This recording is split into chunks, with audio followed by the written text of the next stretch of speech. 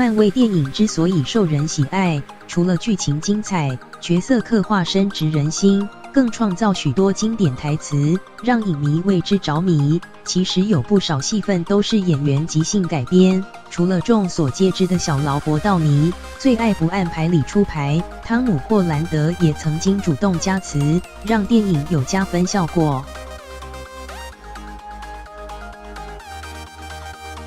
电影《钢铁人》，我就是钢铁人。钢铁人第1集片尾的这句台词成为钢铁人系列电影最经典的一幕，全靠小劳勃道尼即兴演出。就因为他够了解东尼史塔克的个性，成功塑造角色，更奠定漫威电影宇宙成功关键。其实每一部漫威电影都有即兴演出。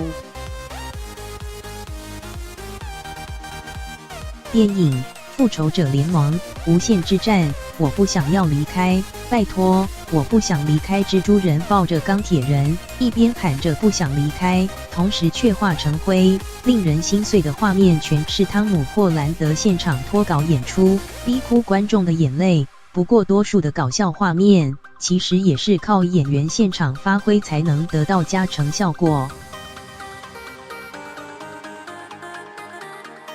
漫威总裁凯文·费吉，其实电影早就拍完了，演员分散各地，他们什么时候才会齐聚一堂？我们看了一下行程，想说首映会隔天大家都在啊，我们来得及拍完放进电影里吗？事实证明，这段即兴吃沙威玛的画面，成为漫威电影宇宙最有趣的片尾画面之一。还有美国队长克里斯·伊凡的胸肌，连女主角都忍不住摸了一下。